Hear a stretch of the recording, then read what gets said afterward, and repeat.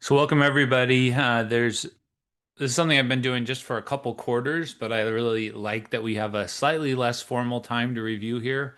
We'll review in class tomorrow as well, so this will continue. I'll just basically add on and we'll do more questions. Um, Give me about, as I said, kind of get ready in the chat. Once we get going, you can unmute, you can even raise your hand, or you can post things in the chat. Yeah. So a few notes. Exam one is Thursday, 4 pages of questions. I've posted a lot of things about it, but let me grab something I wanted to show here. This, where did it go? Okay, here. Can you see that in the middle of the page? So there's my materials page. There's a lot of stuff on the discussion board. Um, But the materials page I've kind of been adding to. So this is the review lecture we're going to do tomorrow. Problem solving routine, formulas in case you're forgetting. It's a lot of stuff, but this is more like if you have a particular topic you're struggling with after this, because there's no way in this review that I'll hit everyone's questions enough. So if you're like, I need to see more circles and lines, you could click here, go to that section, and then watch a video where I talk about it. I've only been doing that a couple quarters. Students have told me they like that, so I'm trying to do more of it. That's a new thing. And you can continue to ask questions on the discussion board uh, in the time ahead. So this exam itself is on these topics. So I just kind of went through and did a super quick review that we can talk around tomorrow. But the first 2 days were a lot. There was a lot you were thrown into. It's all of those things have reoccurred in different places. So I would say most of the time when I'm asking an exam question, it's coming out of these other sections. It's just the things we did in the beginning, we continued to inform us as we went on. So speed and distance and time will appear. You'll probably have to use both of these at some point in the test. Um, Along with that, there will be some place where you have to give a horizontal or vertical line or a circle. So you want to be looking for those. Um, You'll definitely have to give the equation of a line once or twice. This is sort of a maybe topic. It's less significant, but you've had situations where things are moving um, along a horizontal or vertical line, in which case it's easier. Um, but it's good to have that because sometimes that makes a problem easier. And then beyond that, we have functional notation, graphing and working with multipart functions, and quadratics. And I did a little review of the homework to kind of look for anything else I saw. And the only other things I kind of saw topic wise were there was a few times, one time you had to use the area of a circle, one time you had to use the volume of a sphere, um, and there was bits of algebra. So that's the stuff. I'll talk about some of those things more tomorrow. I would like to use this time to just do questions. So if one of those topics is bothering you, open one of my old exams, find an example, and then in the chat you can tell me the year and the instructor if it's not me. So what I would like in the chat, what I'd like us to do next is to start to build a collection here. So maybe I'll come here. And I would like to say things like fall '05 Loveless question one. So if you said fall '05 question one or something like that in the chat, please do. Please be the first. Try to limit yourself, don't post 30 questions just yourself, but if you can post a couple now, I want to see what pops up. And hopefully you all heard me for all that. I should have checked sooner. Just talking to myself. Is the chat working? Give me a question in the chat. Particular old exam, preferably, no, preferably. Loveless '09 question 2. Lovely. So I'm going to make some informal notes here. Fall '09 question 2. That's probably either functional notation or something else. No, maybe not. Other questions. Let's get a small list going. We may not do all these, but fall '05 question one. And if you want, you could also list, if you have, maybe you don't know, but if you know what the general topic is, you could put it next to it. I know I didn't give those directions. Other ones you're looking at. Fall '09, question 4. And some of you are probably thinking, I'm just busy working on the homework. So if you want, towards the end, if we run down on questions and you want to do some homework, we can do that too. But I would like to get us looking at exams in this time. Okay, lovely. Well, let's look at one, and then as we do that, I think people will find more questions. So I'm going to go to the fall '09 exam because we already have 2 questions there. So let's click on it. Hopefully I have the sizing right. Let's go a little smaller here. Okay. Winter '06, great. If Harrison, if I miss you, when we go back to the other page, I'll write it down. But if there's a bunch of other chats in the way, just hit me again. And I would do this if I'm a student, I would tour an exam. So let's kind of go on a tour as we work towards the problems that we're discussing. So I always like, if I was studying, I'd be like, okay, what's that question about? This is not, nobody asked this one, but this is about intersection. So think about what your first step would be. You'd find the equation of a line, you'd find the equation of the circle, you would do the intersection. Closest to the hole, what is that about? So at this point, if you've studied a little bit, does anybody know just quickly in the chat? It makes me think of something that starts with a P.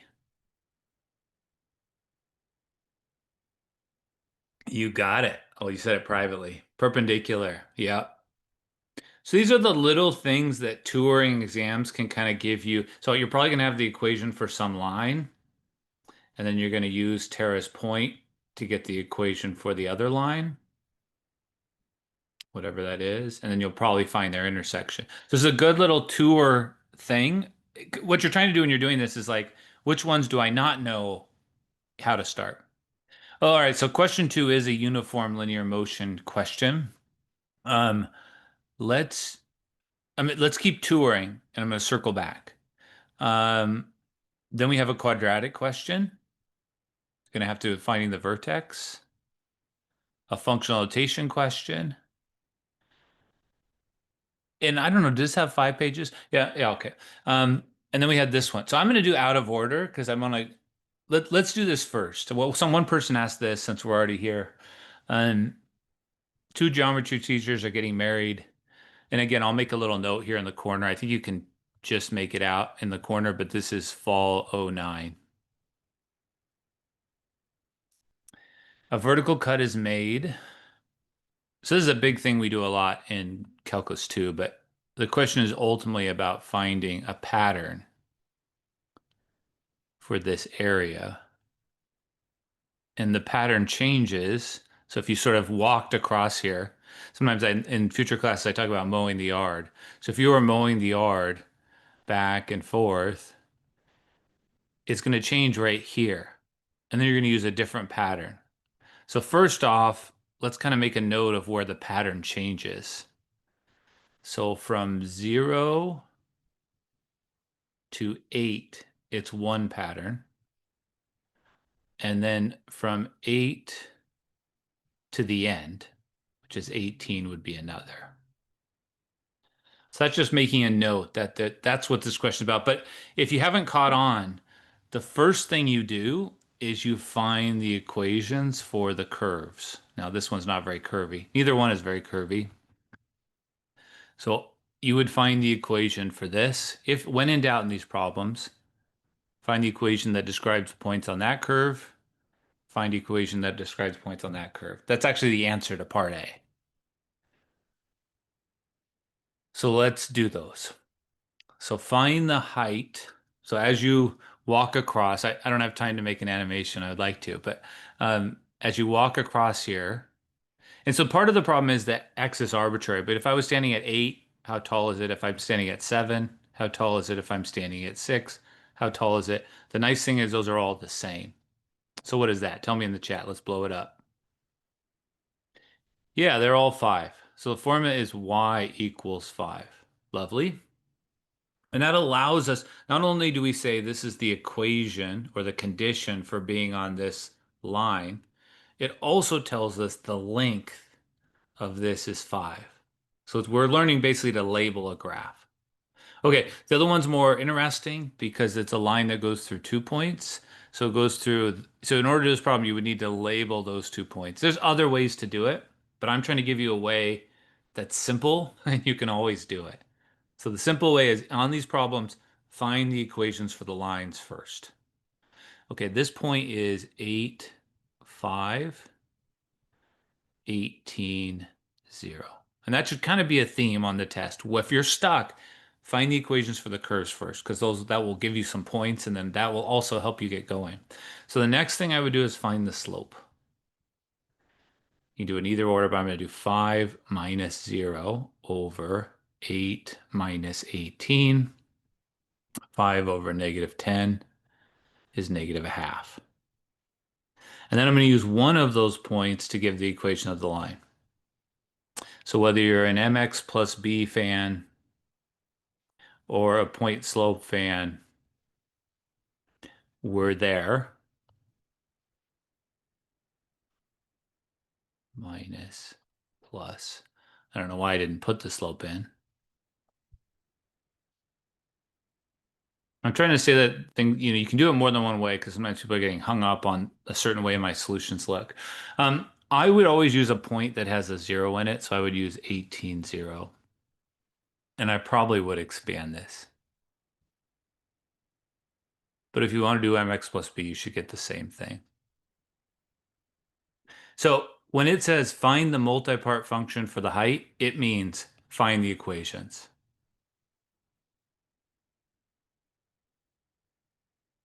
Yeah, go ahead, Eric.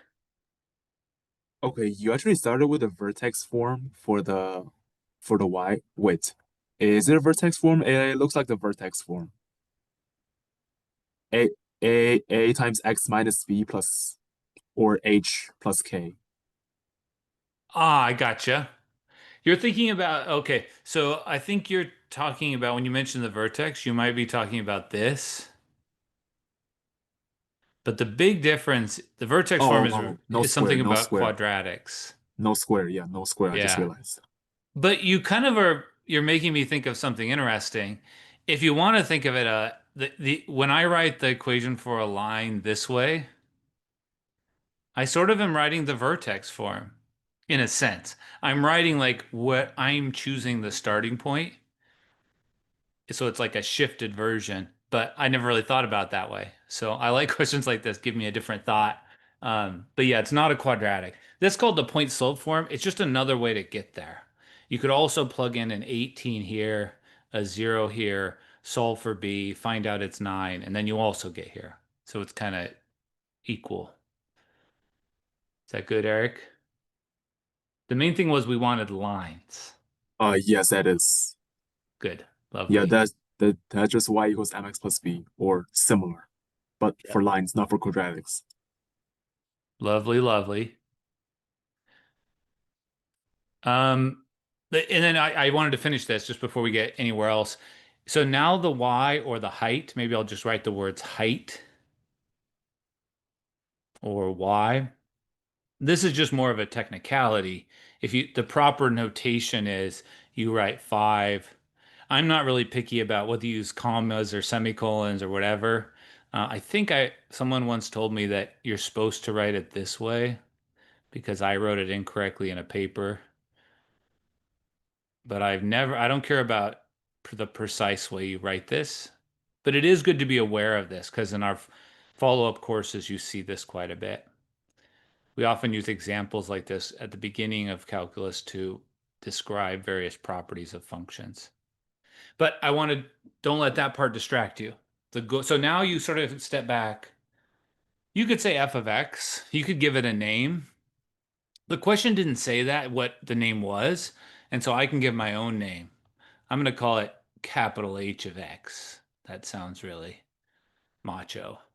But yes, you could call it f of X. Yeah, very good. F of X would be nice. But for the rest of the problem, that's the height. it gives us a way to label that. So that's the thing that to me, what I think is an important thing is for the rest of the problem, this is 5. And for the rest of the problem, this is negative a half x plus 9. That's the height based off of x. Okay, let's move on to part B if everyone is accepting of that. Thumbs up if you want to move to part B. Oh, Eric, your hand's still up. I'm going to lower it. Sorry if I. Yeah, sorry. Yeah, sorry about Oh, that. no worries. It's hard to. Thumbs up. Let's go. Let's look at the next part. So the next part's the interesting piece. Oh, Eric's hand went back up.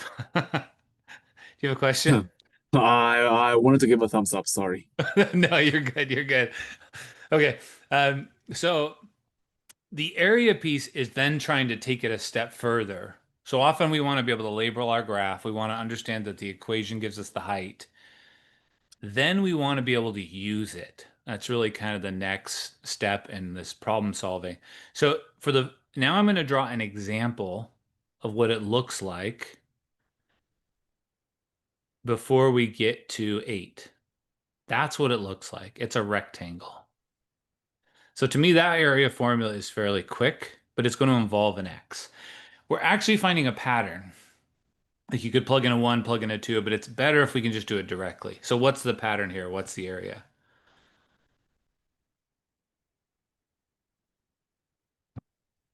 For the first 5x, that's it. So I'm getting that from the picture, from the fact that I know this is 5, I know this is x, and the question's asking about this area, 5x. So that's kind of a step up in abstraction. Okay, the other one bothers me because it's not a shape I know. That one I knew was a rectangle. This one, I don't know what to call this. One thing I saw, a point of confusion that students had is these are like two separate things. So we're finding this entire area given that x. So if you give me x equals 2, I'll do 2 times 5. If you give me x equals 9, I need a different pattern. So these are separate problems, really. Okay, so now let's look at the separate problem. We're going to draw an example just for us to talk about. What just happened? This, we're going over, we're going back.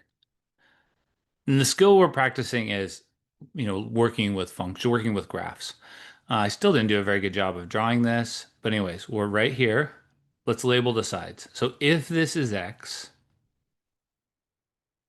we now know that this length is negative a half x plus 9.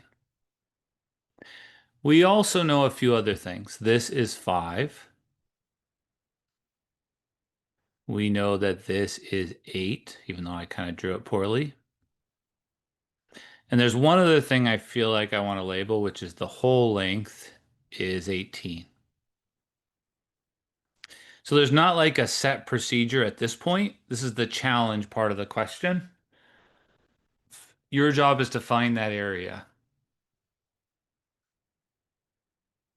And so the way we did the similar one in class is we found the whole area and then we subtracted that little area. I think that's how we did it in class.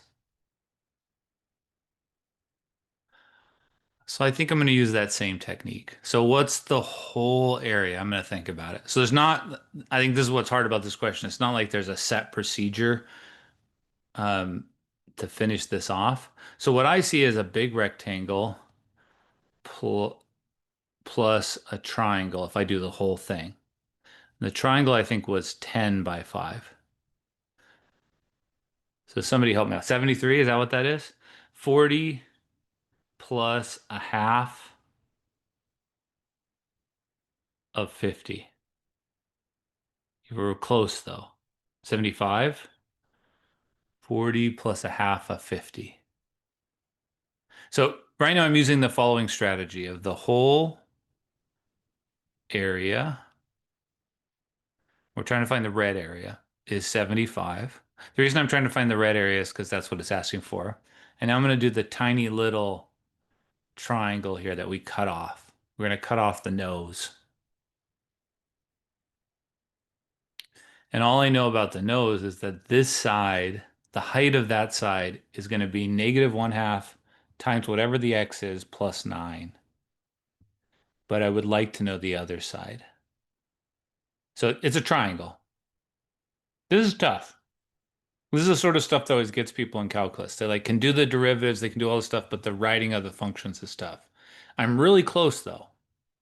I have area equals 5x if I'm from 0 to 8. So we already figured that out. But if I want full credit on this problem, I have a job to do, which is to figure out this pattern I'm trying to figure out now. And I already know the beginning of it. It's 75 minus something. So we will be done with this question if we can figure out what this length is and what that length is. And this length we've already labeled 1/2 x plus 9. So now we're down to one thing, which is what is that length? Yeah, it's 18 minus x. Again, that's that thing we're doing right there is typically challenging to people. So if you're kind of stuck labeling, but it's worth our energy. I said calculus, I guess calculus 2 might be a couple quarters off for you, but that's where you use it a lot. So I'm just going to type it in. If this is a test, I just want the formula. I always think of, I only am going to have you simplify if it's helpful for the next part. So if you want for this part, I'm running out of space, you could just type all this in. You wouldn't type it, you'd write it. Done.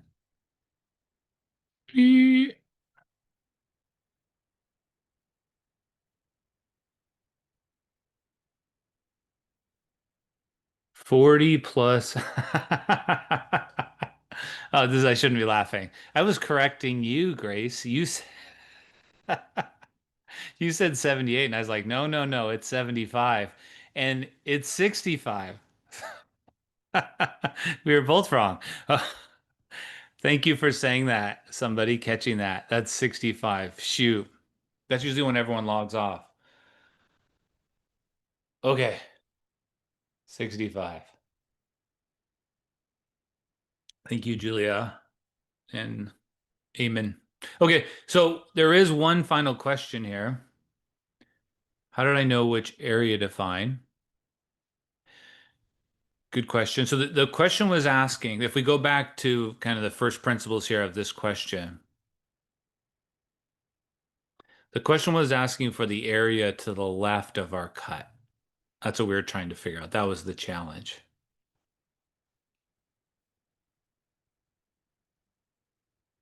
You don't have to expand it out. No, you can leave it like that for that piece. But somebody's asked me a private question, and so I'm going to reply to all of them. So the private question says, how did I know that I needed to find the area? Part A was asking us to find the height. Part B said, find the formula to the area for the area of the piece to the left of the cut. So part B directly was saying, find the formula for this area. And we had to realize that the reason when I wrote that test, I gave two pictures was to emphasize there are two different formulas. The formula we'd use if x is between 0 and 8 and this formula. Does that answer your question?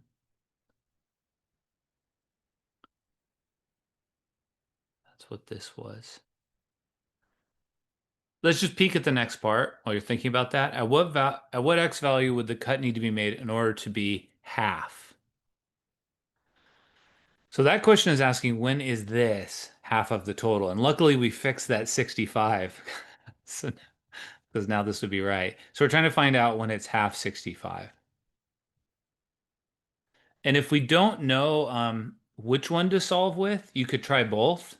A comment though is if you try 5x and then divide, let me get my I couldn't find a way because I'm using my camera to show my calculator under here. 65 over 2 divided by 5. So if you solve this, actually, did it work? I was going to say this doesn't work, but I got x was 6.5. That is in my range. I guess that was the answer. I thought it was going to be the other one. I just was guessing that was going to be the other one. So I guess you want to cut it at 6.5. Is that reasonable in my picture? If I cut it at 6.5, does it look like half is over here? I don't know. Yeah, because half is less than 40. So that makes it easier than on the similar homework question, the first one wasn't equal to half. You had to go to the second one. So that was worse. There's another question. I was wondering about writing the condition. 8 is included in both. That's a astute point. Let's go back up here. Somebody's asking me privately, and I think we'll move on to the other question. So I think we've spent some good time here. I mean, this is a very particular skill going into exam two, but I hope I've kind of emphasized the key points. You now know a couple things if you didn't know them already, which is step one in any of these problems is to do what? So can someone phrase it for anybody else that missed it? The moment you see it's one of these graphical problems, what's the first thing you can do now? Let's make a road map. Find the equations. So find the equation for this, find the equation for this. And then you're already well on your way into the problem. So find the equations for the lines and the circles. Make sure you clearly write them so that I can give you, if you don't write them, I can't give you credit. So write those somewhere. Okay. Then the next piece was how do we use those labels to find the area? Yep, that was it. But the question was, what about this 8? And then we'll leave this problem. I've kind of intentionally glossed over this. Someone could complain because in order to be a function, you shouldn't get two different things when you plug in 8. So how am I allowed to do this? In this case, I knew they gave the same thing. Let's check. If we take the second prop number and we plug in a second formula and we plug in an 8, what do we get? So I'm plugging in an 8 right here. I get -4 plus 9 is 5. So it really only makes sense to have both of these say less than or equal if you're certain that these are the same at that value. If they're not the same, then I made a mistake. Um, does that make sense, Tanvi? So you make a good point. A lot of people would leave one of them as less than or equal to. But I've read enough papers and books to realize that people do it both ways. So I put them both equal if I know for certain they're matching up. Lovely. Okay, let's go back now. So that was good. We're gonna go back. There was another question here. So this is kind of how this goes. We did this. This is kind of for me, but I would say this was a graphing and labeling question. And while we're there, it also had to do with area. And I'm just going to add this to our list and then we'll go back and look. Okay, question 3. So we're going to spend some time on fall 09. And then I have some memory of Harrison asking a question. It was winter '06, question 1, part B. Okay, there. I think I'm up. Lovely. All right. I really remember. Getting better. Okay. Pandemic trained me up somewhat. Okay, so let's go to fall '09 question 2 and 3, since we're already kind of in the groove of that test. That was kind of a big discussion there, but I think worth our time. Um, they said this one, I've spent less time on this term. It doesn't mean we can't do it, but I would probably say a few more words. So when we say parametric equations, oh no, I used push just I'm coming back. It's coming back.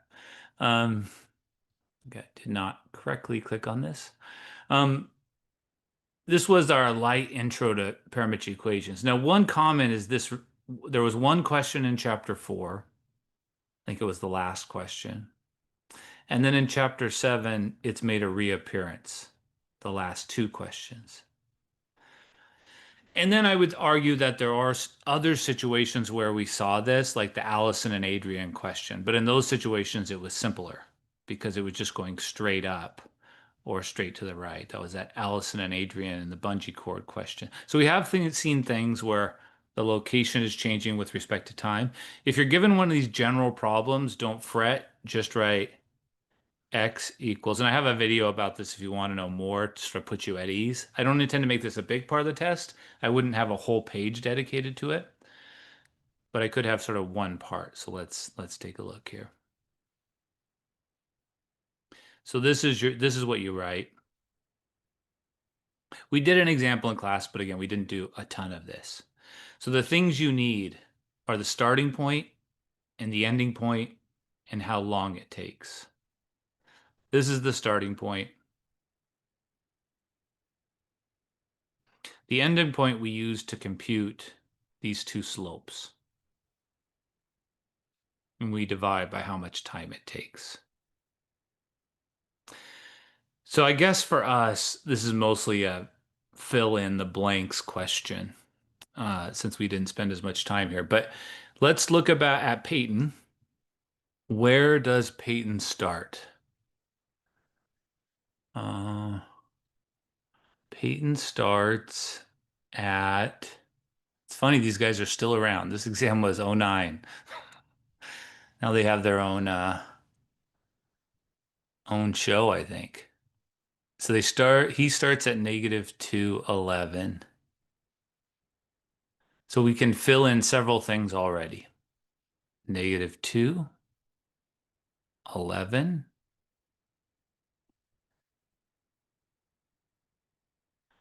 -211. All right, what else can we fill in? It says that Peyton runs towards the point 5, -13. So 5, -13, somewhere down here. So he ends up at 5. Oops. And -13. Okay, we're chugging along. We're almost done. So there seems to be one thing I don't know, which is how much time it took. So hidden in this was just one question that's more of a chapter 1 question. How long does it take for Peyton to get from here to here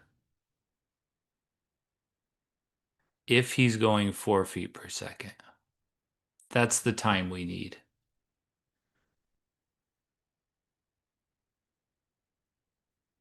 So we need to compute that. So this is a time question when you're given speed. And we needed it to fill in the one missing piece here in our uniform linear motion equations. This is that time. The time it takes to get between the 2 points. So anyways, let's do that then.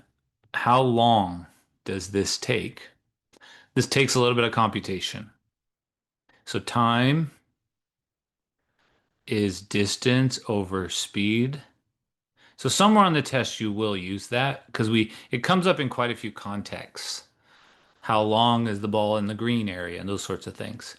We know the speed is 4 feet per second. So I will be done with this question if I can figure out how far it is. So the next thing to come out of my pen will be a big symbol. What is that symbol?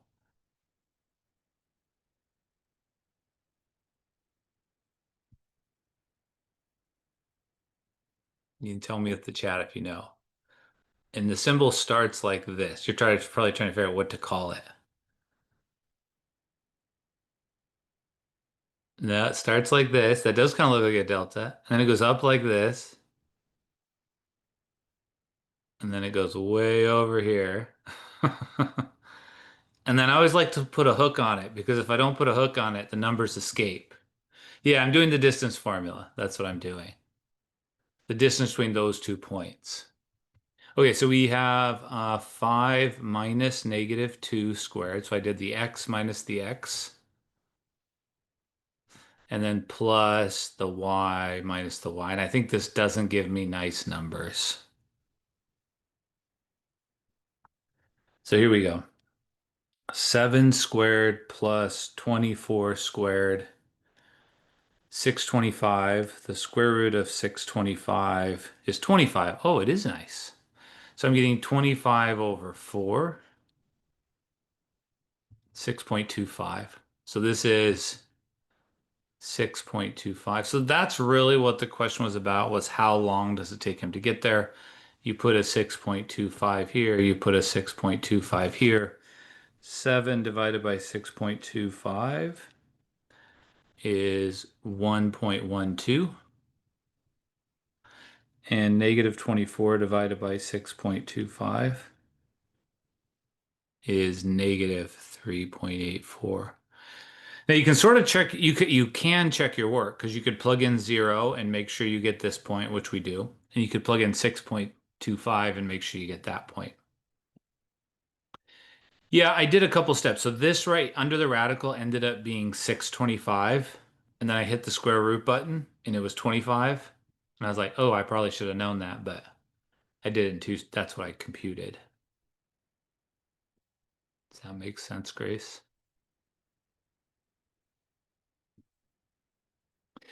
So that's so if hopefully that clarifies. You need the starting point, the ending point, and the time it takes. So when I read this question, I thought, oh no, I don't know the time it takes.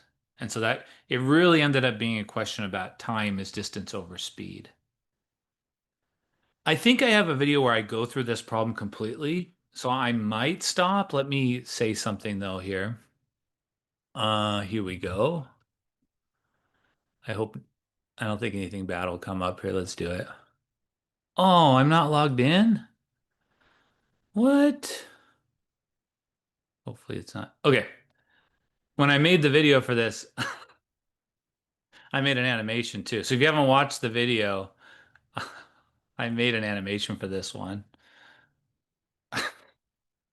That's in the topic video for topic 2.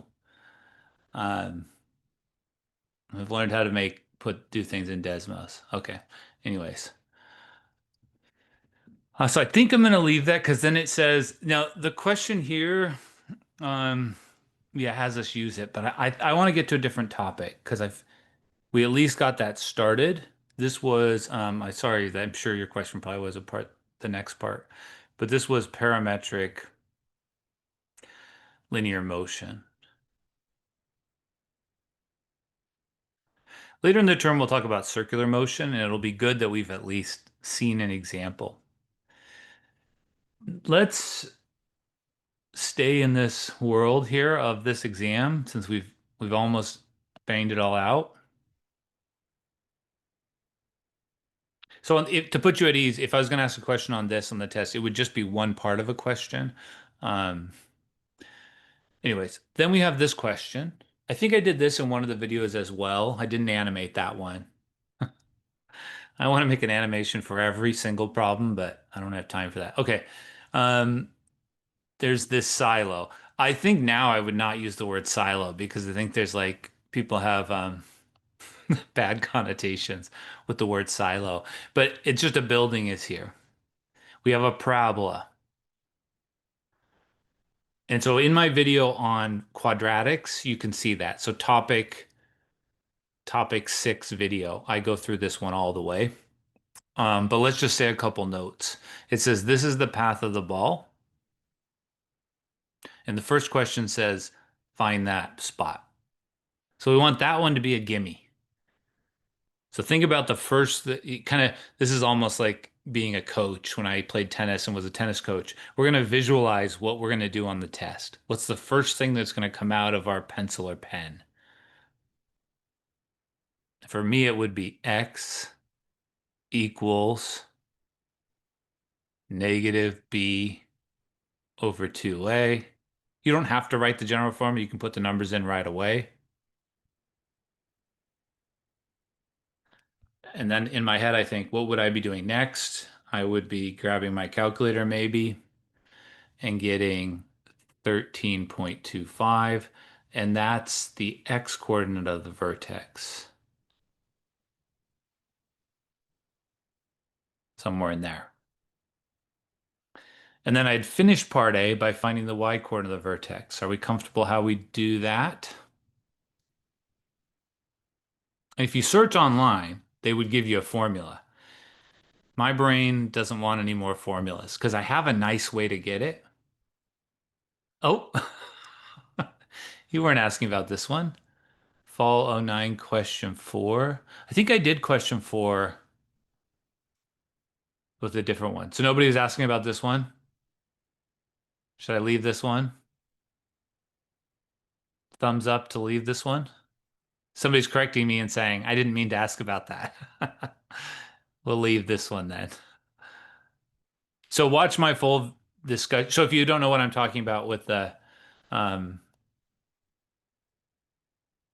that's these. So this one would goes through that. I thought it might be helpful to have things by topic. So topic 2 would cover parametric equations. I like to make these before our Zoom review and for our class review because often in these reviews I can't do enough problems to sort of hit everyone's topic, and so I can point you to it. So if you want to see more of the Eli um, and Peyton question, you can click here. I do that there, and if you want to see more of the soccer ball kicking, it's here.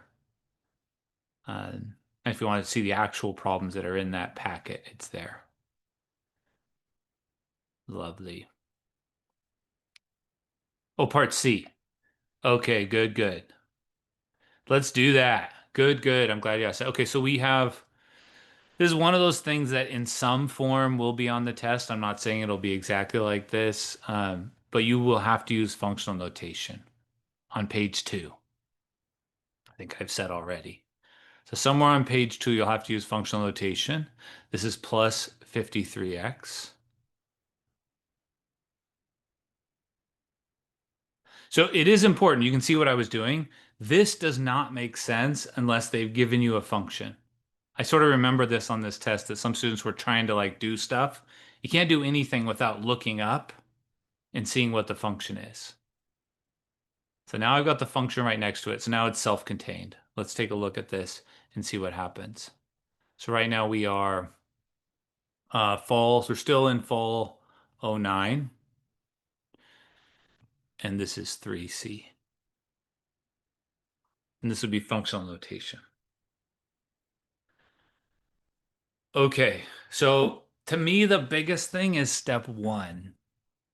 I know it's a lot to take in there. It might be worthwhile if you're stuck on step 1, I can say something here. If I were to change the numbers and make them, if I was just to make everything a number, for example, let me give some numbers here. So this is not part of my solution. Just a quick comment because I realize some people are just getting mixed up on all the stuff. So before we do that example, the general example, my question, it would be, do you know how to use a function? So if this is what's given and someone says, because I find there's like a moment when I lose people, usually that's 10 minutes into the class, but if I say, what is f of 3? I find most people get that right. It's -2, 3 squared times 3. So I find that most people are happy with that. Maybe not everybody. -2, 3 squared. This is just me explaining, and then we'll do the problem. Because once I do it, it goes pretty quick. So I get like 141. That's what this is. So notice in order to just get that one thing, I had to go to the function and plug in a 3, and it would give me 141. In order to get this thing, I have to compute the inside, which is 5, and then plug in a 5. So I do this. And I would see what that is. -2 times 5 squared plus 53 times 5, 215. So I think of it as I had to call on the function twice. There's not actually an f here at all. It's giving us instructions. Go compute this, go compute that. So I don't know if that helps at all. If we write it out in all its glory without doing the computation, you had these 2 computations you did, and you had to plug into the formula. This is what we were doing. So when you see f of blah, you should see the function with blanks in there. Okay, so that's what I'm saying is here. These instructions are asking you to find a pattern that says, what if I were to give you anything, not just three and two, but something and then something I'm adding on. I was gonna make, I sometimes wonder if I could give the quick lesson on the calculus piece, but this is not the right time for that. But when I look at this, I go, I'm calling on the function. I'm calling on the function. I'm going to see this entire thing appear, but with blanks. So let's do it in one step here. Here's the entire function with blanks.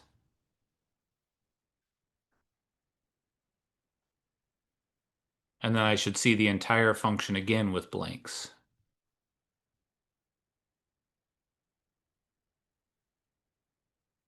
And then it should all be divided by h. Okay. And then the instructions tell us that over here, I want you to plug in x. And over here, I want you to plug in x plus h.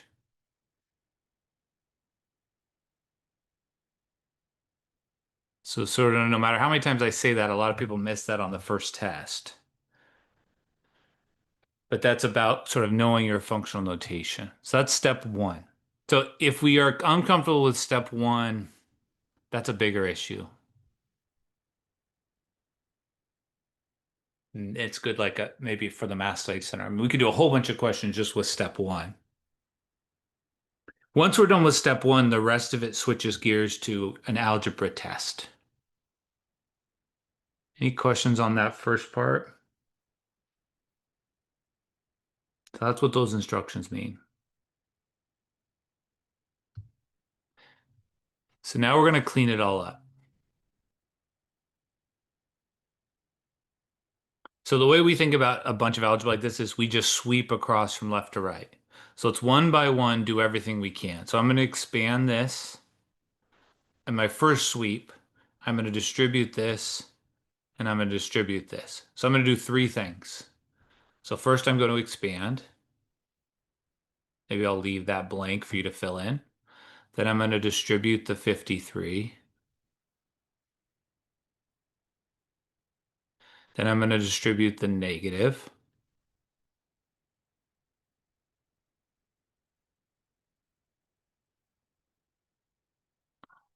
All over H. So I distributed the 53. I distributed the negative. What goes in here? I guess it is possible. If someone can figure out how to type it in the chat. What goes in here?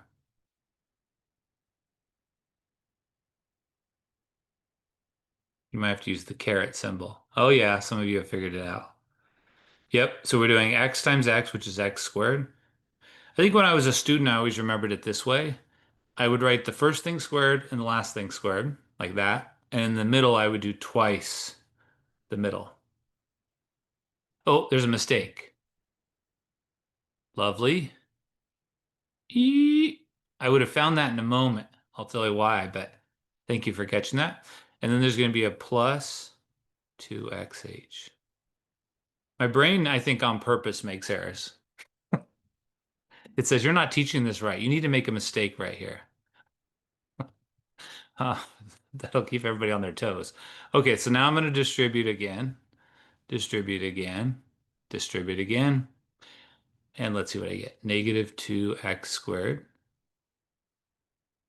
So this is big. For some people, like this is the biggest. I just made a mistake again. Stop it. Minus 2h squared plus 53x plus 53h plus 2x squared. So this is not the most fun thing we're doing in this course, but it is something that pops up in the next course. At that moment, we've done the hard work. And so here, because there's plenty of places to make small mistakes, I always have this mileposts, things to look out for. Everything that comes out of the second thing will cancel because it appears in both. And that happens. That came out of the second thing, canceled. This came out of the second thing, canceled. If they don't cancel, it probably means you forgot to distribute that negative. It's a common mistake. So that's mile marker one. That all should cancel. That tends to catch a lot of mistakes. Mile marker 2, negative this plus 53h. Mile marker 2 is that there should be an h in all three of these so that when I divide by h, I can cancel one out of each. And that is the moment. If I had left that h off, I would have said, where did I screw up? And then I would have gone back looking for it. I'm confident I would have found that error. Some errors I don't find, but I would have found that one. Minus 2h. So then I canceled 1h out of each one, and I'm done. In the next course, you then replace h with 0, and you get something called the derivative, but that's for the next course. So mostly no matter what, the first step is vital. It's hard for me to give much credit if the first step's wrong. If the first step is right, it'll probably, maybe this is +2. I'm trying to think of how we usually break up the grading. +2 for just writing that first step, +1 for the first bit of expanding, +1 for the next bit of expanding, and +1 for finishing. You don't have to write it exactly how I write it, but usually that's how it goes. If you made a small mistake, it would probably be a -1 in there. But if you make a big mistake in the beginning, it's hard to give you much of this credit at all because that's more of an understanding thing. How did we do? Does that answer that question? Thank you, Olivia. What do we think? I've written a lot on there, but it's really right here. What is the passing grade for the exam? Uh, Historically, I mean, I will be able to assess. Historically, if somebody gets above 65% on all the tests on average and does the homework, they pass with a 2.0 or above. Um, Usually we kind of say if you want to be successful in calculus, 70%, above 70% suggests that you're going to be okay in calculus. If you want to do better in calculus, a little bit higher. Um, it's unusual. Yeah. Usually the median on my test is like between 75 and 80%, but I don't know because it's been so long since I've taught this one, so I can't be as precise. I want it to be 100%. It's not curved in a way to hurt you. So the department has a median grade set for calculus. The median's supposed to be a 2.9 plus or minus a little bit. So basically the median is roughly a 3.0 in those courses. I don't have the same restriction in this course, so I'm not going to try to force a certain median, especially if it hurts people's grades. What we do is we decide what a 4.0 is. So let's say at the end of the term, I do look at the people who are at the top. Often it's like 96% and above, let's say as a 4.0. Sometimes people don't do quite as well at the top. Maybe it's 95%, but it's in that ballpark. And then I look at where the 2.0 is. Let's just pretend the 2.0 is 65%. Let's make this 95 so it's nice and round.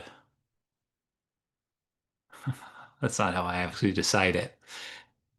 I spend a lot of energy deciding where the 2.0 is because I don't want anyone to be just below it. So sometimes I have to adjust this slightly. And then we make a linear scale between those two. So technically that's not curving. Um, so by linear scale, we do, what would that be? 30 divided by 2, 1.5. So then 93.5 would be 3.9. 91 would be 3.8. In the calculus course, we have to do an additional step if the median's not in line. But I'm pretty confident, it could be different. If we have an exam where people do worse, significantly worse because I was mean unintentionally, then the median, this line might go lower. But that gives you a rough idea. Okay, let's look at something else. Wrong click. So I feel like we did 3C was functional notation. So even though we're not getting through a lot of problems, we have hit a couple big bullet points. We did that. that, and that. So I might go look at these other exams and see where we're at. There's also a question about multi-part solving that someone's asking me privately.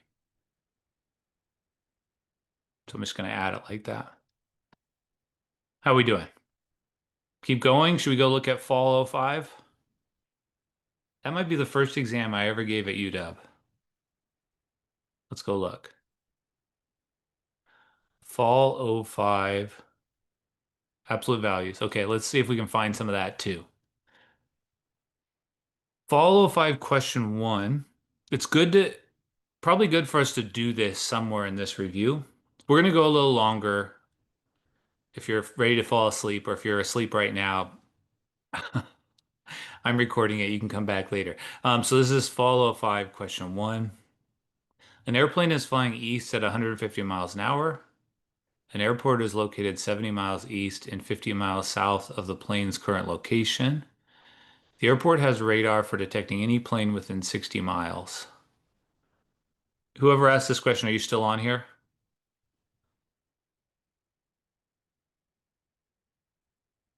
Yeah, great. Let's. So one thing about this question is it doesn't tell you where the origin is, so you have to kind of pick that yourself.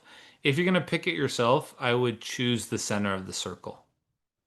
Just makes the equation of the circle better. You might say, well, where is the circle? The circle is this radar region. That's how I knew. And I also was expecting that this is a circle intersecting a line, detecting anything within 60 miles. There we are. There's the radar region. And now let's do a little bit of reading. And when I read the question, I see a couple different things. I know where I'm ending up. It's a how long question. So I suspect the question is going to end. You can kind of fight a question from both ends. It's like if you're trying to earn credit, you could say, I know that I'm going to write distance over speed, and I know the speed is 150 miles an hour. Sometimes that's helpful if you're having trouble getting started, is to skip to the end. There is oh shoot, there's a sneaky little thing at the very end, which it says minutes. So I'm going to make a little note to myself. Minutes, oh man. I imagine if somebody did everything right and just forgot to convert, it was worth 1 point. Um, so those people got 9 out of 10. Anyways, let's go back. The airplane is located 70 miles east. Okay, so let's add a little compass rose here. Southwest. The airport is 70 miles east and 50 miles south of the plane's current location. I really don't like how I said that. I feel like that's confusing. The airport has a radar for detecting anything within 60 miles. So I said that this was the airport. Maybe I made a mistake to try to do that. But now I got to think based off of that. The airport is 70 miles east and 50 miles south of the plane's current location. Uh, I now would phrase that differently because that suggests maybe we want the plane's current location to be the origin, which would be fine. But so the airport is 70 miles east. Right, I had to read it several times.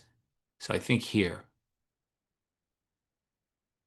So that's just poor wording of the question by me. I was younger then. 70 miles east. Okay. Now I'm going to read it again. So it said the airport is, you have to go from the plane 70 miles this way and 50 miles south to get to the airport. I suspect that even if you misinterpreted that, you still could get the question right. Like if you accidentally drew it down here, because the question is not asking um, for the point, it's asking for the time. So maybe it wasn't that big of a snafu by me. I suspect even if you drew it here or up here, you still get the same answer, is what I'm saying. But let's take a look. Okay, so what's the rest of the question? The airport has a rate of anything within 70 miles. They're flying east. Oh, so this question makes some things easier than a lot of times on exams we have a general line, but in this case it's just a horizontal line. Okay, so to me, the hardest part there was sort of interpreting that 70/50. I think I have it right now, but what do I need to do? So I know that I'm looking for a distance. The distance I'm within the radar region, so I really would like this distance. Like we need another.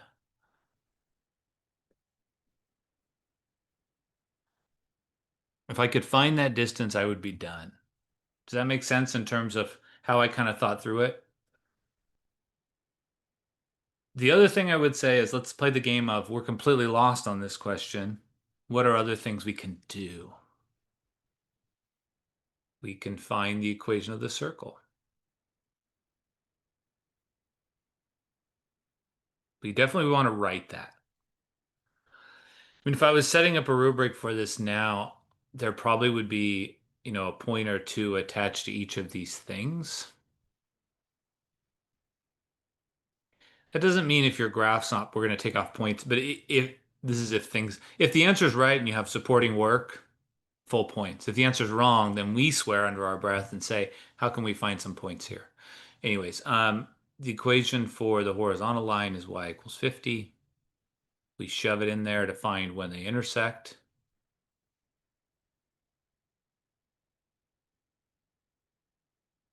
And this is a nicer quadratic than most to solve. So even though my wording was bad, I think the question was fairly straightforward because it was my first quarter teaching. Subtracting, I get 1100. So hopefully I did it. Look, so I'm getting my calculator out. And now what? I'm a button away. Well, a button and an interpretation away from being done. So if we don't get, we found the equation of the circle. We found the equation of the line. How did I know it was a horizontal line? Because the plane was flying east. Sometimes I say due east, but in general, I would word it a little better. Then we found the intersection by substituting, and then we got here. Now you can move everything to one side and use the quadratic formula, or you can hit a button on your calculator. Square root. Now I'm going to make a small mistake this time on purpose. I'm going to do the square root of 100, this number, 33.1662479. So if I just write what I wrote, I'd like you to think about how do you interpret now? Because what we just found was where these two things intersect. Yeah, so there would be a moment you'd have to interpret this. What we just found is that this coordinate is 33.1662479, and the y is 50. I made a little bit of a mistake back here because there are actually two answers. There's the one on this side. How did I miss that one? I forgot the plus or minus. That mistake was on purpose. I just was saying this. But you could use Grace's method of somebody that she said, well, couldn't you just find this length and multiply times 2? Absolutely. Please. Or you could do right minus left. That's also the same thing. So maybe the hard last little moment was realizing you could use the distance formula, but the simpler way is to say, well, because of symmetry, this is going to be twice this. So your final answer would be 2 times that number divided by 150. And you're going to write this.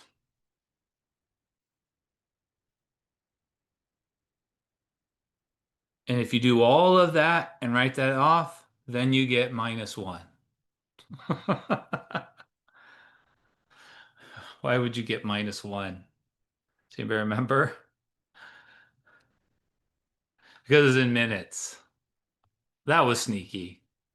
I probably would put that in bold now. It's pretty big there. I don't know. This was hours, and so you'd have to convert. I'm not going to try to trick you with converting, but that would be about as bad as it would get at the end of a problem. It is something we needed to practice at the beginning, but we had kind of conversion overkill in the first assignment. 26 minutes. Yeah. Somebody was saying, how did I know it was y equals 50? Which coordinates did you use for the equation of a line?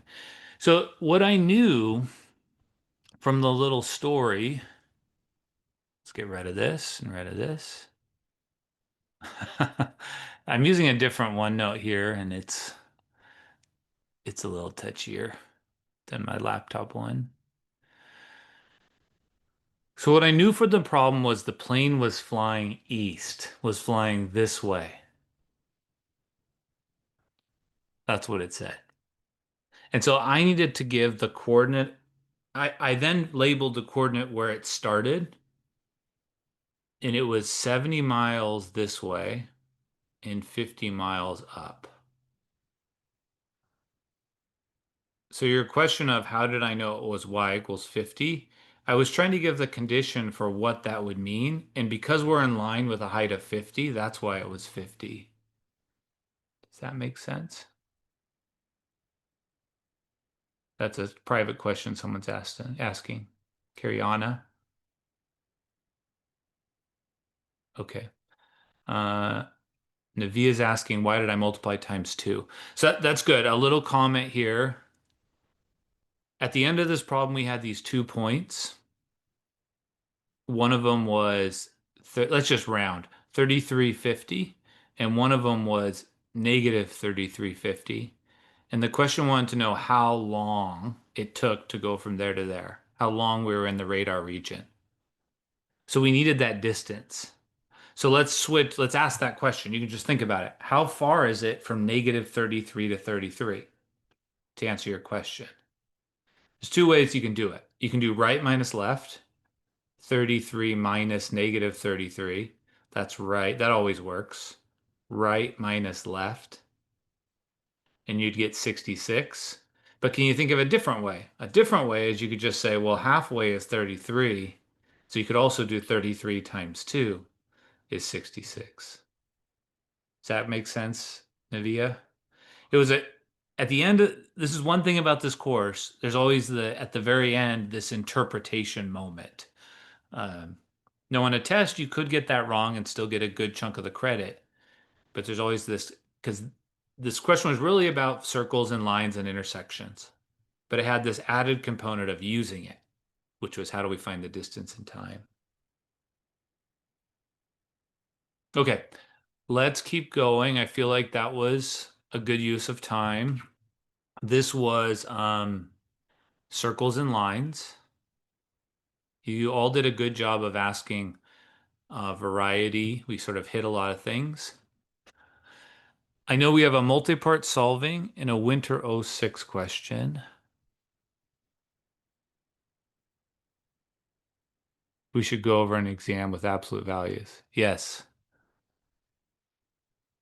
Let's see if we have one here. So there's a winter '06 question. Let's do a tour and hope that we hit it. Why did you divide by 33 instead of 66? I don't think I finished that question, Alexis. Did I? Let me look. Was this, what question were we on? And then I'll get us out of here. Oh, we were here. But I don't want to dismiss questions, so thank you for everyone's patience here. I didn't actually divide by this. Did I do it wrong? Now you're making me doubt myself. So I had the square root of this times 2 divided by 150. No, I did do that. Yep, I did 2 times. I didn't write it. I just wrote twice. Yeah.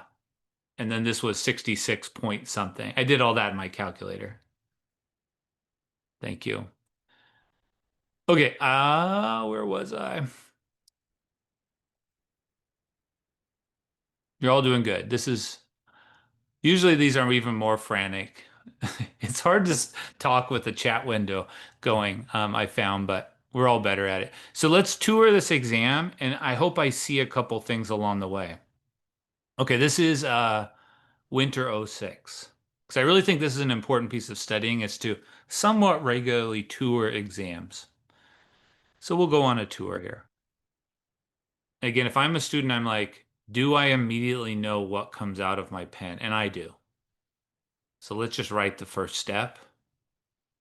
Minus 3 x plus h squared. That's all, that's this first thing. That's what that is. And then we would write the next thing. So this is how you gain confidence, I feel like. Not just in my course, but in all your courses, is if they provide an exam archive, you're like, could I start that? And then we have another one. Could I start that? Let's keep going because we just did functional notation. Okay, then we have a line and a circle. Could I start that? X squared plus y squared, everything within 4 miles. And then I'm going to find the equation of that line. It's a how long question, so I know I'm going to do time is distance over speed. Okay, I don't know that this was the one being asked, but preparation, this would be something like, okay, I would have a lot I knew how to do there. So as a student, that's kind of what I'd be thinking. And if you're getting stuck, you start to itemize. These are the things I keep getting stuck on. I can't start. Because if you can't start, that makes it tough. Okay, let's keep going. Kramer's Apple Orchard. Uh, this was after Seinfeld was still on all the time, and nobody knows this name. This is a quadratic question. And I don't remember if this is what was being asked. Oh no, the question was 1B, which I just glossed over. Um, so I'll go back and look at it. But this one says find a linear model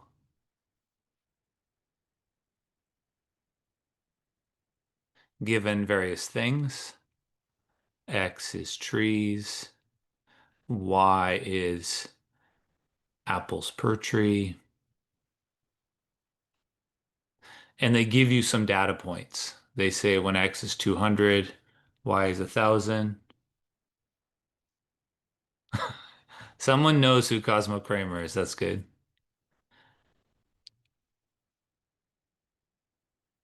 I think the actor that plays Cosmo Kramer got in trouble a few years ago, but on on that show he was something else. For every additional 10 trees, this goes down by 4. So this gives you enough to find that equation.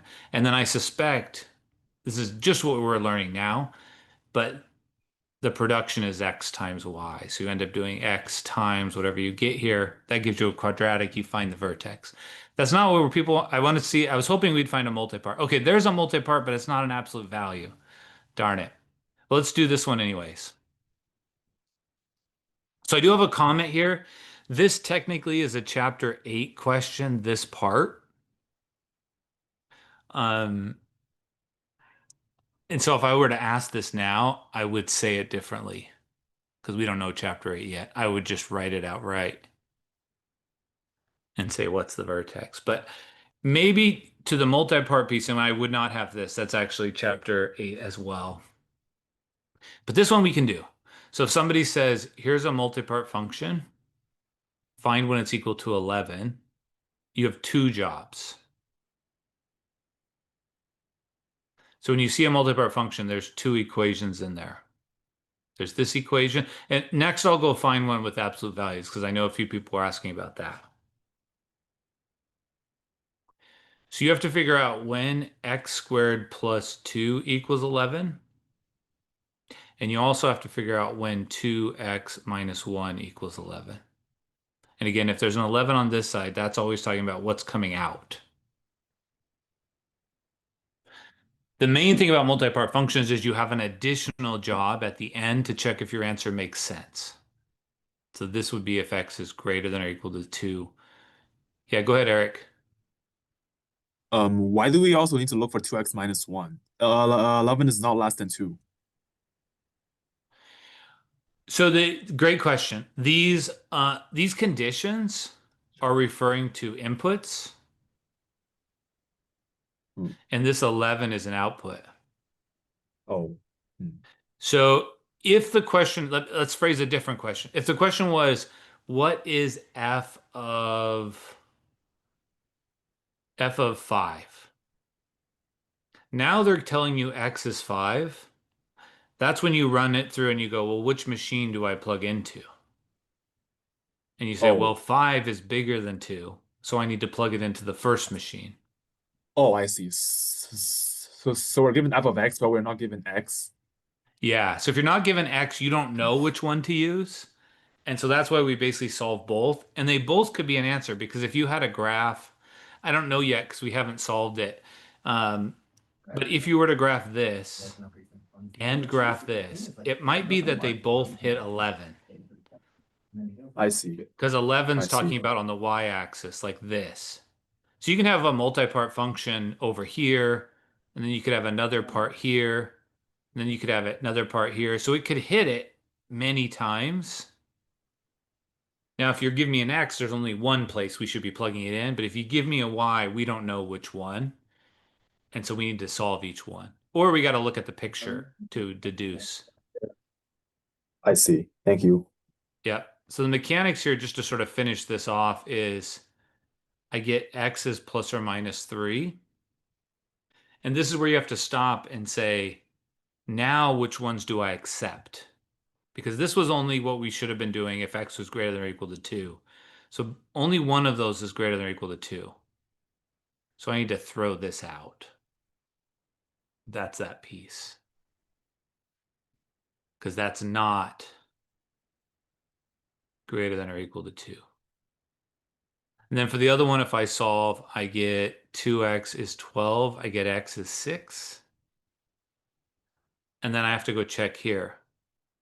Is 6 greater than, is 6 less than 2? No, not less than 2. So the only number that works in both is 3. Now, a comment, this is checkable because you can take 3, go up here, plug it in, make sure it's 11. 6 doesn't work because if you try it, you have to plug it into the first one, and that doesn't give you 11. So the short answer is if I give you an output and there's an absolute value or a multipart, you have to solve two separate things. But let's see if I can find, I don't remember off the top of my head. I feel like maybe Ostrov had some of these. Let me look. I'm doing a quick tour. Again, the first step on that question would be to find the equations of the lines. Okay, that's not it.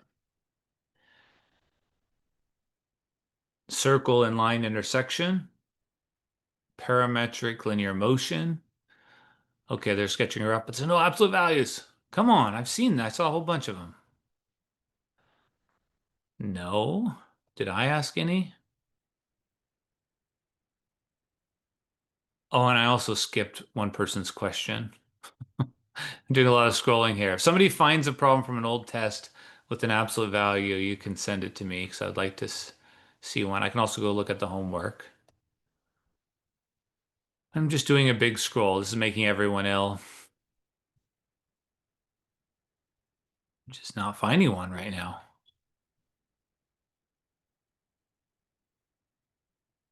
This is something you could do before and after class. Wouldn't that sound like a fun activity? Um, but I find this helpful to sort of that has it a little bit. Darn it. I know I've seen this on some recent tests. I can pull up the homework and we can do an absolute value question from there unless somebody has found one.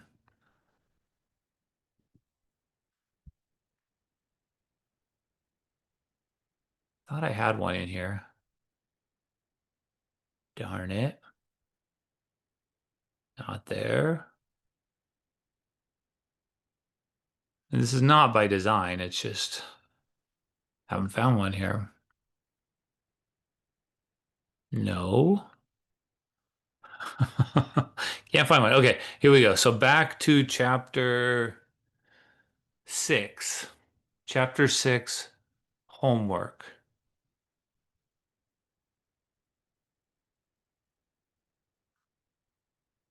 Okay. So maybe I think these were some of the questions here. So let's just quickly hammer it out since quite a few people were asking about this. Sorry that I've been scrolling. Thank you for those of you that are still. here. So we had one question that looked like this, one question where they decided to throw an A in there. Who knows why? And then one equation where they had us plug in an x minus 1.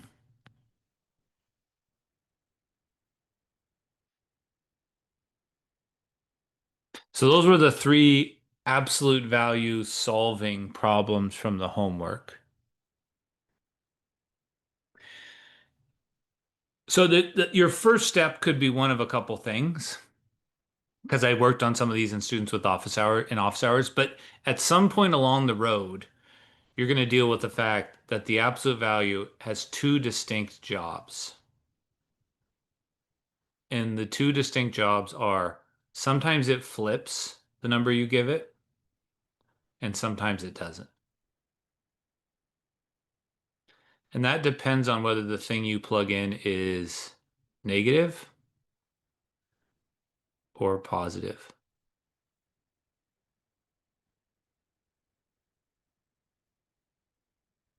So there's two ways to do the problem. You could either do the flipping part now. So this is the same thing. Because I'm thinking about solving, I don't know what x is yet. And so I don't know which one to use.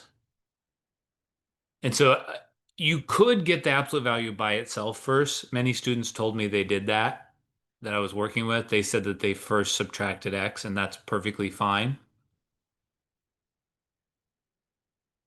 You wouldn't do plus or minus 14. That's a good point. Somebody's asking. The thing that could be flipped is this, or this, or this. So there's actually a mistake if you do. So if can anybody see this? If you do plus or minus 14, that's actually a mistake. And the reason it's a mistake is because you're only flipping one of the things there, and you're forgetting this x. So let me say that another way. So you could, two ways to think about this. One way is get the absolute value by itself. That's good policy when you're solving. When you have a problem, isolate it.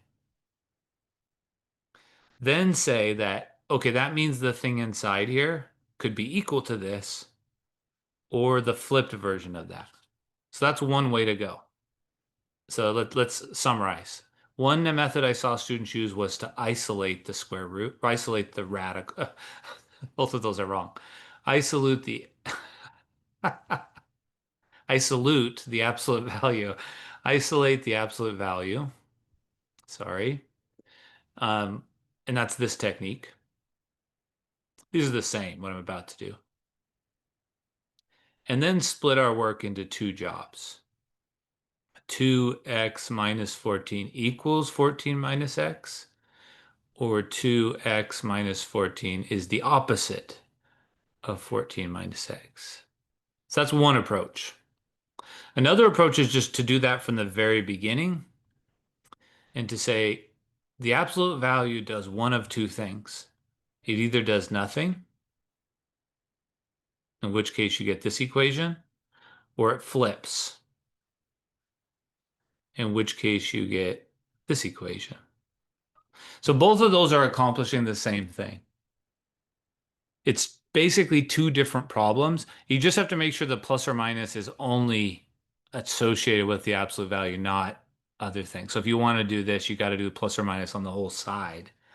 Um, so I think I'm a proponent based off of what I saw of this idea of just saying there's two separate equations. So I'm going to erase and just say two separate equations. Now we're going to solve this. So let's solve the first one. This will give me 3x minus 4 is 14. And so what do I get? I'm gonna I'm gonna now write it exactly how as I do it. So I'm gonna erase this isolate thing if the system will let me. And now let's go. This is actually a fast problem, so I apologize to explain for so long, which is my failing. Okay, so here's what I would do. I would say I'm first gonna solve it when the inside doesn't change. And so that will give me 3x is 18. That'll give me x is 6. I am going to check that because that's only valid if this is positive, but it is positive when I plug in a 6 here. So you have an additional step of checking. But I would just check the whole thing because that also checks your algebra. So is that equal to 14? I think the answer is yes. 6 plus 8, 14, check. Then you would do it again where you flip this. So you'd have negative 2x minus 4. So then I'm going to distribute that negative. I'm going to get negative x equals 10. I'm going to get x is negative 10. Now I'm going to check that.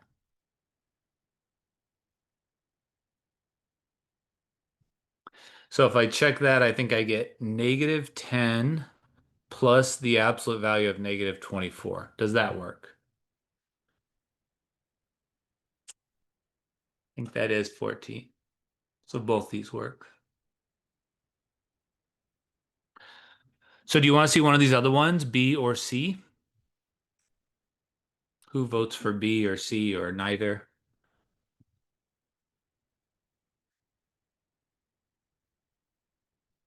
Why does negative 10 work? So negative when I in these situations where I'm already doing solving, I'm going to go back to the original thing to plug in. So the original equation was this plus this.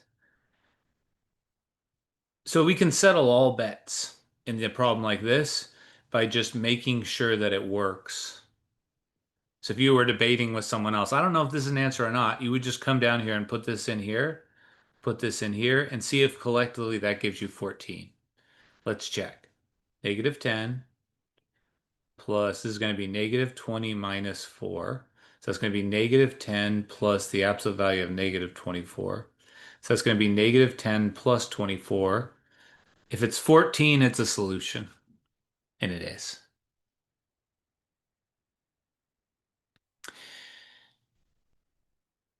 The a negative can't come out of an absolute value, but you can plug a negative into an absolute value.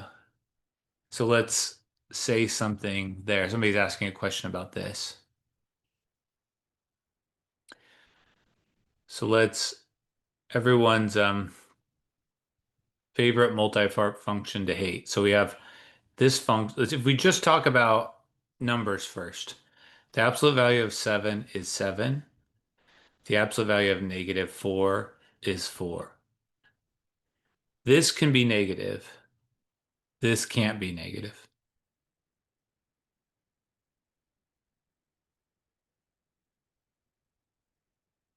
So there's nothing stopping us from plugging in there's nothing wrong with having a negative 24 here.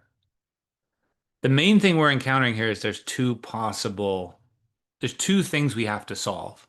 The situation where the inside was negative, like in this case, the inside came out to be negative 24, and then we flipped it and it worked. In the situation where the inside is positive. We can't anticipate that ahead of time if all we know is the output. In this problem, they were only giving us the output. So we don't know which one to use. We don't know which one's going to give us the solution. Let's do one of these other ones. Do we want B or C? C. So there was one vote for C. Let's clean it up. But I hope you see that the takeaway is when someone writes this equation, it's actually two different equations. There's the equation where you don't flip.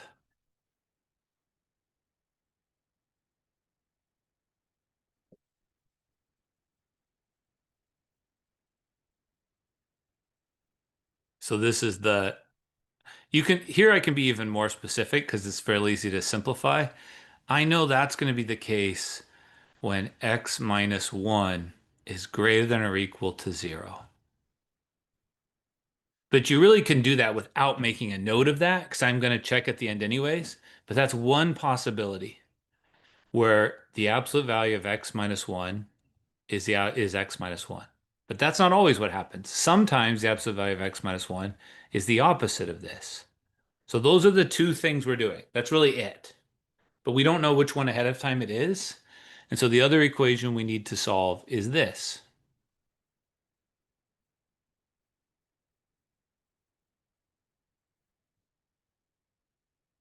So the only thing that changes is the only part of that function that's multipart is the absolute value.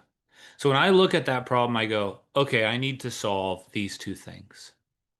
So if you want a simple approach, at the very beginning, you just take wherever the absolute value is and drop it, and then you write it again with a negative in front, and then you solve both. Okay, so let's do it. So now let's see what happened in this homework question. So first you had to solve this. We're going to expand everything out, see where this takes us. X minus 1 minus 4x plus 4 plus 5 equals x minus 2. Let's get all the constants together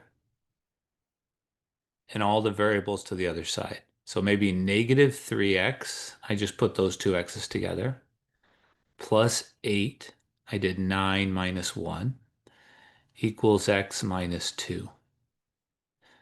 So I think I'm going to add the 3x to both sides to make it 4x. I'm going to add the 2 to both sides to make it 10. And I'm getting x is 10 over 4 or 5 over 2 or 2.5. Pick your favorite flavor of that. So besides the fact that there's two possibilities, you have an additional task, which is to check if that works. So I was saying in the last problem, probably best to just check that back at the beginning because that checks all your work. But if you knew already that this was the correct answer if x is bigger than 1, then you already would know that it works. But if you wanted to check everything we just did, you could go back to the very beginning, plug in a 2.5, and see if that's the same as 2.5 minus 2. And I'm hoping it is. That would be 1.5 minus. I like having the ability to check. 1.5 times 4 is 6 plus 5. So I'm getting 0.5 on the left and 0.5 on the right. It's satisfying. They're the same.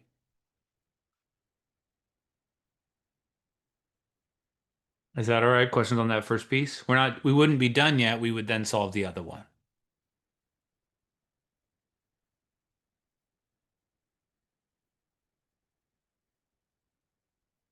Plus 4 plus 5 is x minus 2.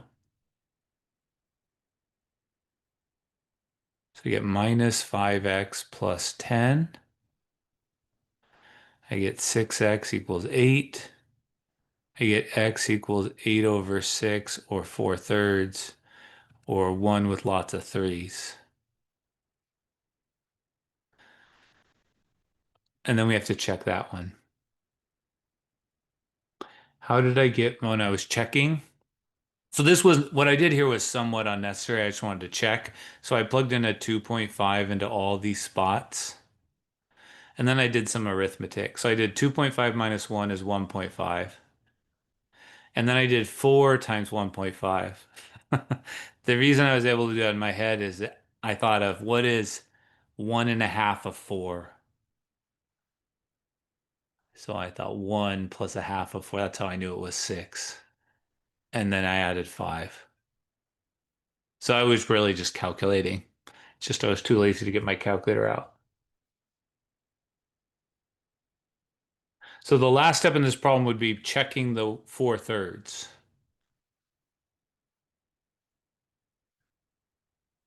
So now I'm going to check the 4/3.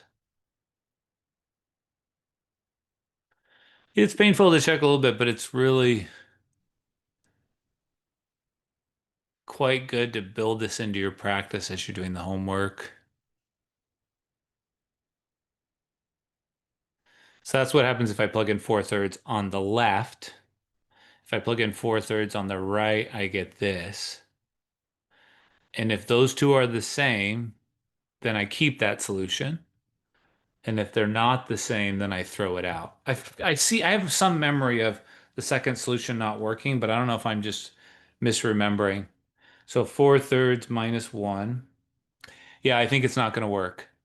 Because when I went to plug it in here, this was positive.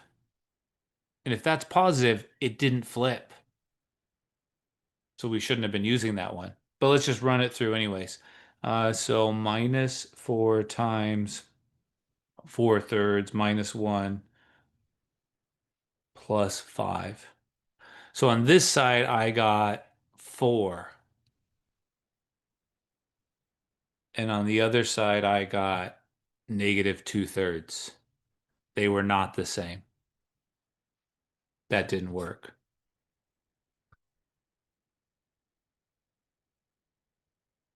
Oh no. Thank you, Angela. Angela says, why is 10 plus 2 8? And Angela has a good point. X is X is 2.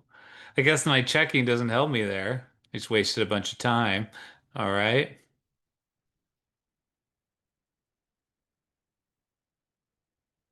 I apologize. That was quite a long time to be. Okay, 2, 2. Let's check my work with 2. This side is 0. I still run into the same problem. This side is not 0. Negative, so it ends up being plus 2 plus 5. So I get 7 equals 0. So that doesn't work.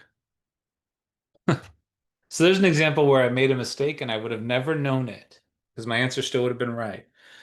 Thank you, Angela. All right.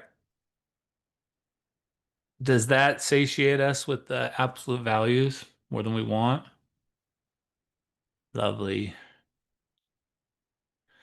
So I'm going to say, from my own memory here, that we just did a bunch of absolute values. Oh man, I still didn't go back and do that one.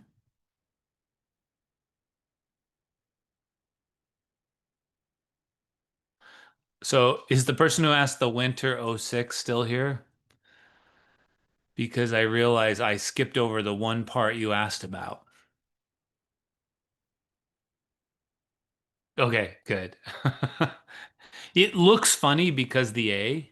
Um, this in calculus, this is way more important than this. That's why most of the problems are have to do with this because that's the thing you're going to see.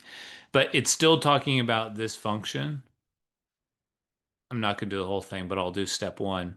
So step one is call on the function, but put a 2a in,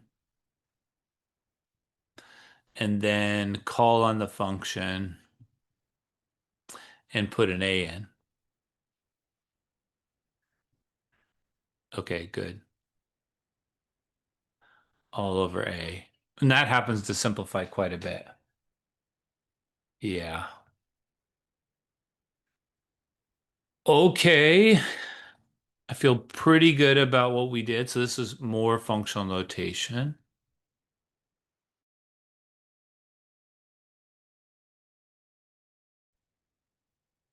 Maybe for the good of the order here, is there any lingering? We can answer other questions, but any particular homework question you're fighting with? This is kind of unusual for me to have a review on the night that a homework is closing. So any last minute questions or chapter 7 homework questions, things you want to talk about? And this will continue tomorrow. You can ask questions. So this is kind of the style.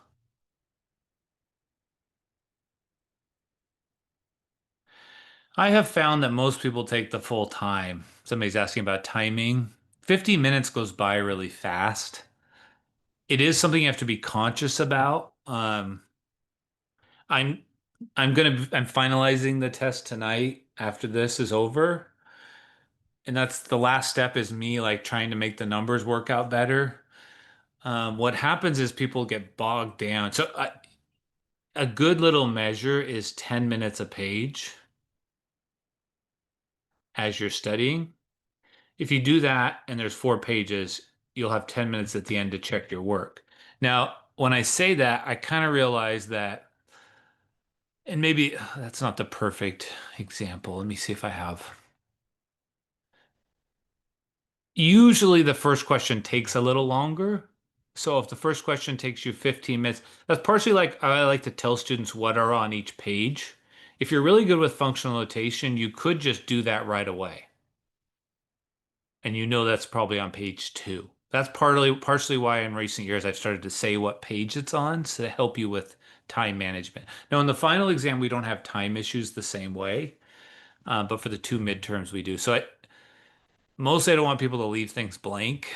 Um, so I would say the graphing problems, the functional notation problems are probably quicker, page 2 and 3. Um, the quadratic problems aren't necessarily longer, but you have to know the things we've been doing recently. So to me, the longest page, so which is sort of bad, is page 1. Um, so it's good to have thought about this a little bit. Very last part. Thank you, Dimitrina. Sorry if I'm saying that wrong. I think the very last part of chapter 7, question 5, mine was 30 feet and I got it wrong. Let's take a look. Thank you, Grace.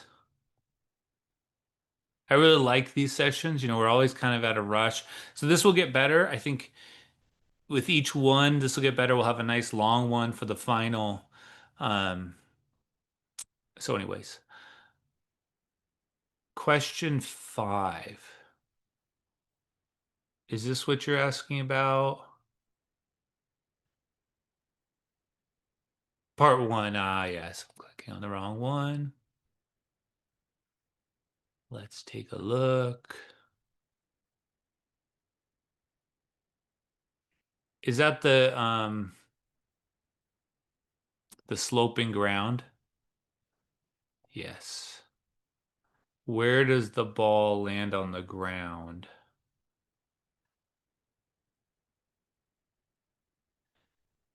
This of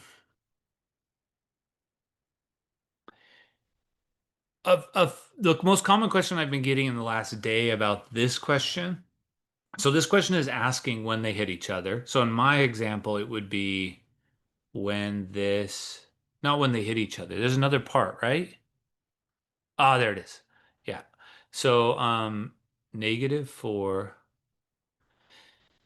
I think there was a question coming up. Oh, part B as well. So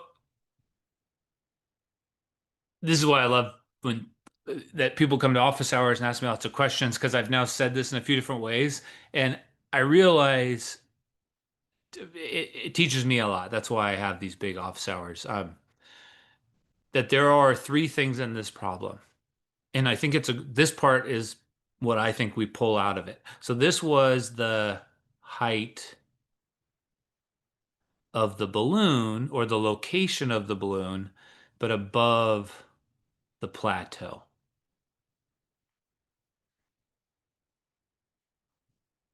And then later we found the sloping ground. So this would be the height, which is kind of weird to say height because it's negative on the sloping ground.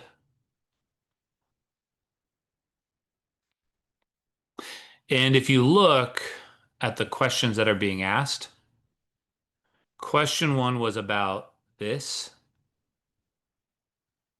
And really part C was also about this when it hit the sloping ground. But B and D were about something different. It was a new function that was neither one of those.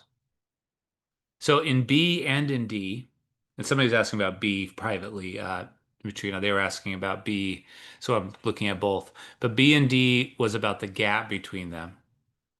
So the vertical gap between them is this. So that was the challenge, was to get us thinking about, okay, neither one of these formulas tells me this vertical gap. How do you get the vertical gap? You take the y coordinate for this one and you subtract the y coordinate for this one. And that even works if they're negative. Sometimes that bothers people, but if the y coordinate of one thing was 10 and the y coordinate of the other was -2, this would be 12. And that would be 10 minus. So negatives don't mess this up. It's top minus bottom. Okay, so that's a separate formula from the other two. It would be this minus this. And that's a whole new formula. It's this formula. In fact, we can even simplify it right now. Because if I subtract, it's going to be positive, and I'll get 2/3 x minus -1/3 x. which is 3/3 x or x. So this was the vertical gap.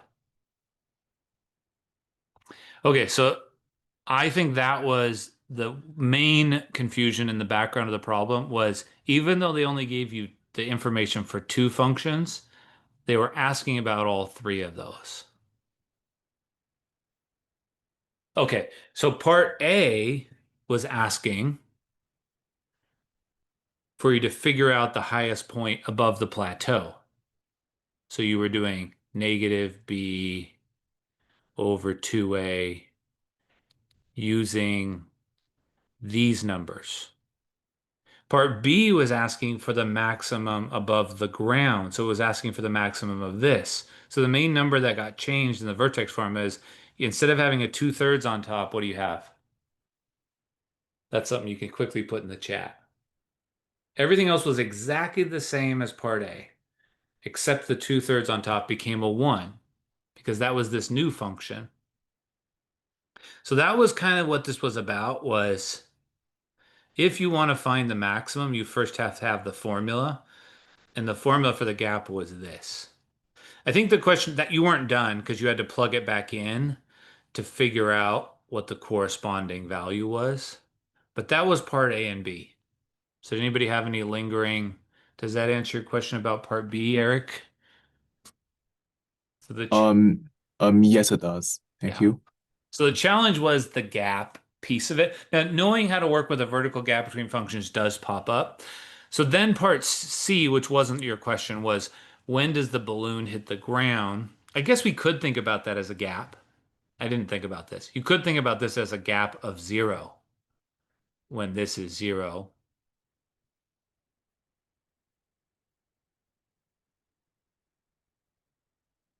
Or you could think about it as when are these two the same? So that's part C. Part D was asking when is it 30 feet above? So probably based off of what we've already done, already put in, I think the simplest way to set it up would be to say, I want the gap to be 30.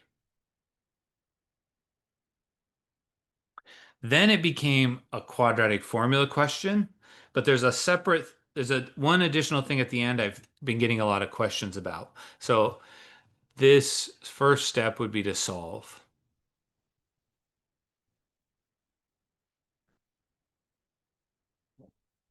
Now, I'm certain everyone had a lot of different numbers here. Oh, somebody asked a question earlier. Sorry, I missed that.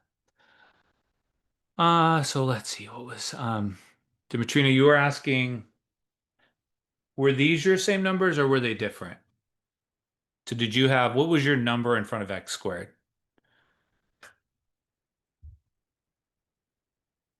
Okay, yours was this. So you and then was the other number 30 or what was it? I just want to grab your numbers for a second. Okay, 30. X squared. So we're switching to I like to use the numbers of the person that asked the question. So we're going to switch to the numbers of the person that asked the question. This is what they had. At that, I've seen students solve this in different ways. Somebody just posted on the discussion board where they multiplied everything by 2,500 to get rid of the fraction. That's clever. Or we can go straight to the quadratic formula. -1 plus or minus square root b squared minus 4ac all over 2a. I just didn't want to write this in here. If I'm doing this in the quadratic form, I'm doing 1 minus 4 times 4 over 2,500 times 30.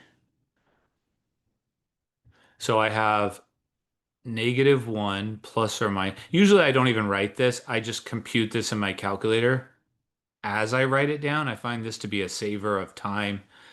I do like to write an intermediate step in case I do something wrong and I need to come back and fix things. But normally I would just compute that.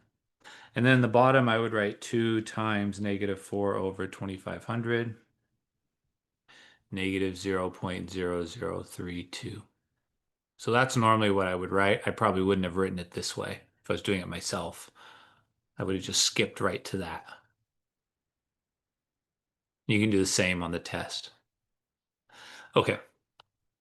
But it's nice to have some intermediate steps, partially for grading, partially for you if you mess something up. So I'm getting negative 1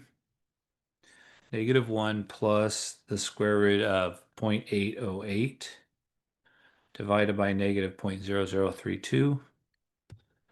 I'm getting 31. Hopefully I have this right. And I'm getting the other one with a minus is 593. 4025632. Once we get both x values for the y point, will we plug x? So that's the question. So I wanted to say that, but those are the x values I got. Okay, I went that far because I wanted to jump to what you were asking. I was pretty sure that was it, but I didn't want to say it if your x values were wrong. So if those are the x values, you did everything right. So apologies that there's a small technicality at the end. Does this say two decimal, whatever? Um, and I had to read this myself. WebAssign did, when I print this out, it looks funny. So you don't have two boxes. There's just one. I don't know why it prints out that way, but I had to read this several times with the first time I did this problem. Because I was like, what do they want for the Y? I wish it just said, give me the X. So I think I should ask the publisher to change this to X equals. That would be more clear. Because it's weird to give a Y. But then I read it and I was like, well, what do we want? Where is the balloon? And then I was like, well, what describes the balloon's location? This might be one that if I was doing it, I might need two submissions. Because 30 describes the gap. So my, one instinct, well, several students have said, well, I put in 30 and it's not working. 30 is the gap size, but it doesn't really describe where the balloon is. So when I read that question, it's where the balloon is. So I think I want to plug it in here. And I know that's what it wants. So I think that I don't like this wording, but I think they wanted, I think it's clear enough that they wanted the location of the balloon in your XY plane. And so I have one extra job to do, which is to shove this in here. Actually, it's not in here because your numbers are different. So you should do negative for. This happens a lot, but this one's a little goofier than some. You must have had a 4/5 is my guess. And so we need to plug these numbers in here. Yeah, there's a certain pattern to the numbers for these ones. So 31.59743682 plus squared plus 4/5 times that big long mess. 59743682. Done. And so I'm getting 23.68051263. One comment is you can keep more digits. WebAssign doesn't mark you down if you give 6 digits and it asks for two. Um, so I tell students if you think you're getting things wrong because of rounding, just enter two more digits, then you'll know for certain. Um, and then we'll do the same with the other. Yes, yeah. To me, that's subtle there. I think if it said what is the gap, then the answer would be 30. But if it was what is the location, I think when I read that, it's talking about the XY location of the balloon, and this is the Y location of the balloon. So I think that's it. I think we're gonna close out. I do have one other animation because we're here. I've learned a lot about Desmos in the ever since the pandemic. And so we're going to get a lot of stuff like this. But in particular, I have, where is it? Here. Mostly I did this for Calculus 3. Calculus 3, Calculus shapes.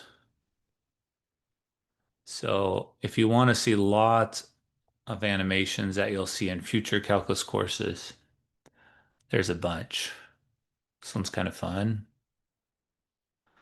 These are things I've been making related to our 3D course, but I'm gonna try to when we don't have that many interesting pictures yet, but I'm gonna try to build them up. Anyways, my goal is to have these supplemental sites just to give you some interesting things if you're sick of the drudgery. This is a cool project somebody did on, oh, it didn't work. I gotta go fix that. Anyways, that's a distraction. All right, I'm gonna cut out here. Thank you all for being here. Those questions really helped. Um, I'll post a recording of this later. Have a good night. We'll see you tomorrow and continue. Lovely. Lovely, lovely. Have a good night.